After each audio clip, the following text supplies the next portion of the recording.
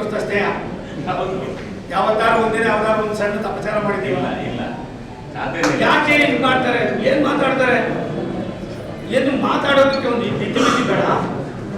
ಸಾಮಾನ್ಯ ದೇವೇಗೌಡರು ಈ ರಾಷ್ಟ್ರದ ಮಾಜಿ ಪ್ರಧಾನಿಗಳು ಎಂದೂ ಕೂಡ ಬಿಜೆಪಿಯ ಜೊತೆಯಲ್ಲಿ ಹೊಂದಾಣಿಕೆ ಮಾಡ್ಕೊಂಡವರಲ್ಲ.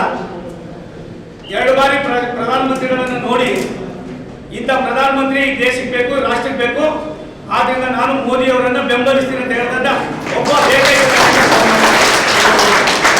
ಕುಮಾರಸ್ವಾಮಿ ಅವರು ನನಗೆ ಏನೆಲ್ಲ ತೊಂದರೆ ಆಗಿದ್ರು ಕೂಡ ಮೋದಿ ಅವರು ಬೇಕು, ನನಗೆ ಎಷ್ಟು ಸೀಟ್ ಬೇಕು ಏನು ಅಂತ ಕೇಳಿದ. ನನಗೆ ಫಸ್ಟು ನಾನು ಇಲ್ಲಿ ಬರೋದಕ್ಕೆ ಮೂಲ ಕಾರಣ ದೇವೇಗೌಡರು ಅವ್ರ ಮನೆ ಕರೀತಾರೆ, 2 ಮಕ್ಕಳನ್ನ ಕೂರಿಸ್ತಾರೆ, ಚರ್ಚೆ ಮಾಡ್ತಾರೆ.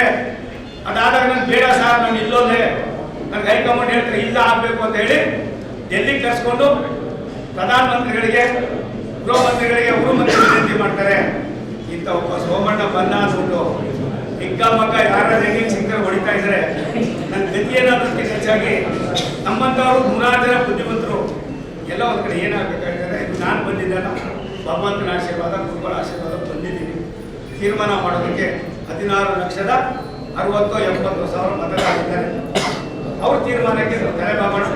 ಒಂದು ಸತ್ಯ ಡಾಕ್ಟ್ರೆ, ನೀವು ಯಾವತ್ತೂ ಕೂಡ ನನ್ನಿಂದಾಗಲಿ ನನ್ನ ನಡವಳಿಕೆಯಿಂದಾಗಲಿ ಒಂದೇ ಒಂದು ಸಣ್ಣ ಅಪಚಾರವೂ ಕೂಡ ಆಗೋದಿಲ್ಲ. ಆದರೆ ನಾವುಗಳೇ ಮಾತ್ರ ಪ್ರಪಂಚ ಅನ್ನೋದಕ್ಕಿಂತ ಹೆಚ್ಚಾಗಿ ಸದಾನಂದ ಗೌಡ್ರು, ಪ್ರತಾಪ್ ಸಿಂಹ, ಎಂತೆಂಥ ಪುಣ್ಯಾತ್ಮರಿಗೆ ಇದಾಗಲಿಲ್ಲ. ಅವಕಾಶ ಬಂತು, ಅವಕಾಶ ಇಲ್ಲ. 2 ಕಡೆ ಸೋತವನು ಯಾರು ಧೈರ್ಯವಾಗಿದ್ದವನಲ್ಲ. ಸೋಲಿನ ತೀರ್ಮಾನ ಬರ್ತಾ ಇದೆ. ರಾಷ್ಟ್ರದ ಪ್ರಧಾನಿಗಳು ದೂರವಾಣಿ ಮುಖೇನ ಮಾತಾಡ್ತಾರೆ, ಪಂಚಾಕ್ಷರಣ್ಣ ಸಾರಿ ನಿನಗೆ ತೊಂದರೆ ಆಗಿದೆ, ಬಾ ಡೆಲ್ಲಿಗೆ ಅಂತಾರೆ.